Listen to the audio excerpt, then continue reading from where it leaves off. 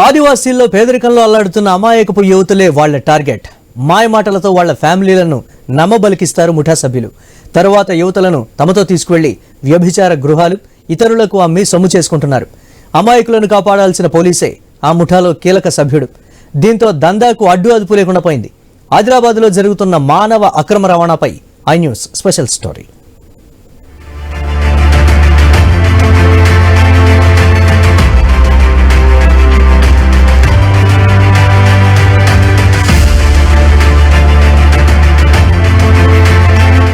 ఉమ్మడి ఆదిలాబాద్ జిల్లాలో మానవ అక్రమ రవాణా. ఆదివాసీలో పేద యువతులే ముఠా లక్ష్యం. రాజస్థాన్, మధ్యప్రదేశ్ కు యువతుల అక్రమ రవాణా. ఉమ్మడి ఆదిలాబాద్ జిల్లాలో మానవ అక్రమ రవాణా దందా కలకలం రేపుతోంది. అమాయకపు ఆదివాసీలను మోసం చేస్తున్నాయి ముఠాలు. ఉన్నత కుటుంబాలకు మీ అమ్మాయిలను అప్పగిస్తామని, వారి చదువు, ఉద్యోగం, పెళ్లి వాళ్లే చూసుకుంటారని కుటుంబ సభ్యులను నమ్మిస్తున్నారు. దీంతో అది నిజమనుకుని వాళ్లను కేటుగాళ్లకు అప్పగిస్తున్నారు. ఆ యువతులను రాజస్థాన్, మధ్యప్రదేశ్ కు అక్రమ రవాణా చేస్తున్నారు. 3,50,000కు ఇద్దరు మహిళల్ని మధ్యప్రదేశ్కి అమ్మడం అనేది దారుణం, చాలా దారుణమైన విషయం. ప్రతి ఒక్కరూ దాన్ని ఖండించాల్సిన విషయం. ఇంకొక విషయం ఏంటంటే, అది మరొక ముందే మళ్ళీ భీంపూర్లో మొన్న చిన్నపిల్లలను అక్రమ రవాణా చేస్తూ ఉన్నారు. అంటే ఎక్కడ రిజిస్టర్డ్ దేశాలు దాదాపు మనకు 290 దేశాలు ఉన్నాయి. ఏ దేశంలో కూడా ఆడవాళ్లను దేవతలుగా పూజించరు. మన దేశంలో ఆడవాళ్లను దేవతలుగా పూజిస్తూ ఇలాంటి సంఘటనలు జరగడం అనేది సొసైటీకి చాలా సిగ్గుచేటు. ఇది సీరియస్గా తీసుకోవాలి. కేంద్ర రాష్ట్ర ప్రభుత్వాలు కూడా మహిళలు కానివ్వండి, బాలికలు కానివ్వండి, అక్రమ రవాణాలు ఏదైతే చేస్తూ ఉన్నారో ముఠా, వాళ్ళను తొందరగా పట్టుకోవాలి. నిఘా వ్యవస్థను పటిష్టం చేయాలి.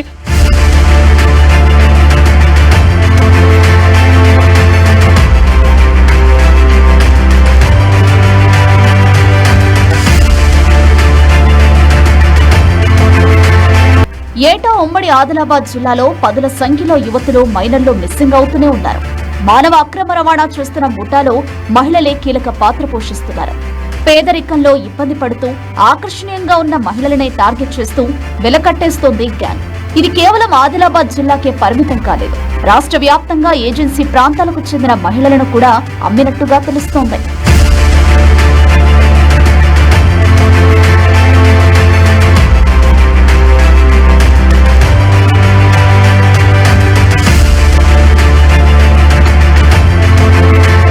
మానవ అక్రమ రవాణా చేస్తున్న ముఠా సభ్యుల గుట్టురట్టు చేసింది మాత్రం ఒక ఆధార్ అప్డేట్.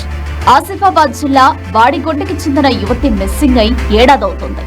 యువతి తండ్రి తన కూతురు తప్పిపోయిందని పోలీసులకు ఫిర్యాదు చేశాడు.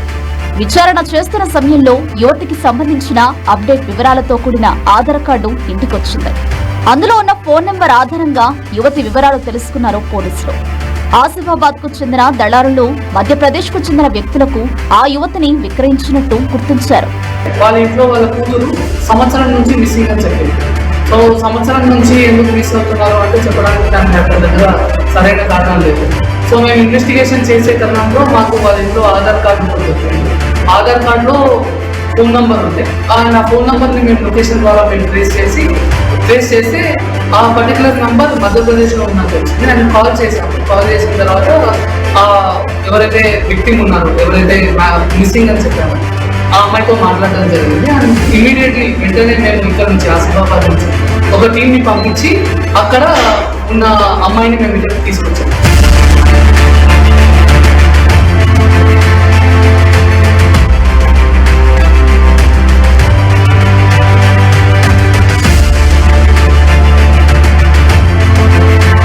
మహబూబ్ నగర్ జిల్లా రేకుల తండాకు చెందిన మహిళ కూడా పోలీసులను ఆశ్రయించింది. పెళ్లి పేరుతో తనను మోసం చేసి మధ్యప్రదేశ్లోని ఒక వ్యభిచార గృహంలో అమ్మినట్టు ఫిర్యాదు చేసింది. తాను అక్కడి నుంచి తప్పించుకుని ఇక్కడికి వచ్చినట్టు తెలిపింది. దీంతో ఆసిఫాబాద్, మధ్యప్రదేశ్ కు చెందిన 10 మందిపై కేసులు నమోదు చేసి ముఠా సభ్యులను పట్టుకున్నారు పోలీసులు.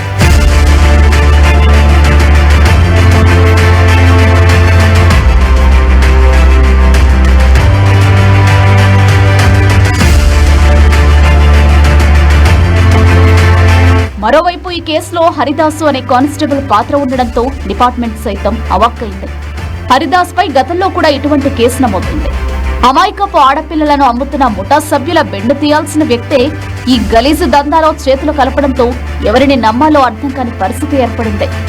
కొంతమంది దళారులు డబ్బే ధ్యేయంగా, డబ్బే లక్ష్యంగా ఈరోజు మహిళలని అనేక విషయాల్లో లవ్వుల పేరుతో కావచ్చు, ఆర్థిక మూల కోణాల మీద దెబ్బతీస్తూ ఈరోజు మహిళలను లొంగదీస్తూ ఇతర రాష్ట్రాలకు కాకుండా ఇతర దేశాలకు తరలిస్తున్న పరిస్థితి కనబడుతోంది.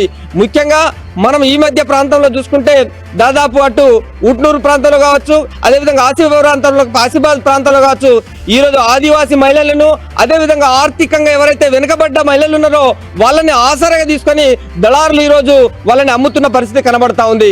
ఎందుకు అంటున్నామంటే ఈ మధ్య ప్రాంతంలో పోలీస్ యంత్రాంగం అంటే డిపార్ట్మెంట్ వాళ్ళు కూడా ఇలాంటి దారుణాలకు ఒడిగట్టడం అంటే దారుణమైన పరిస్థితి.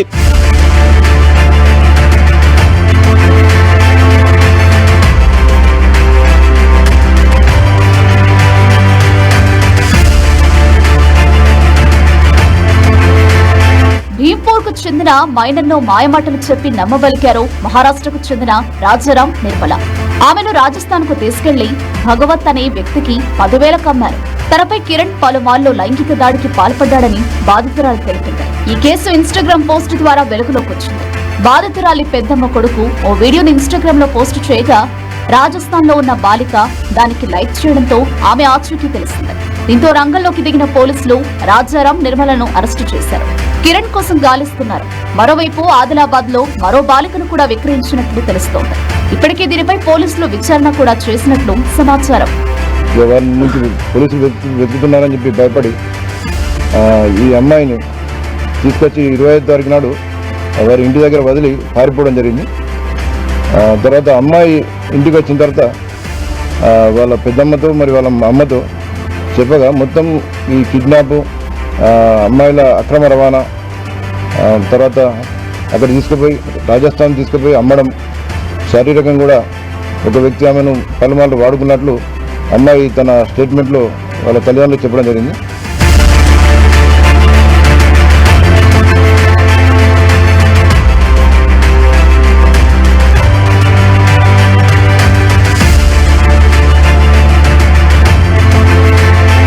ఈ ఘటనలో జిల్లాలో మానవ అక్రమ రవాణా ఎంత లోతుగా పాతుకుపోయిందో తెలియజేస్తుంది.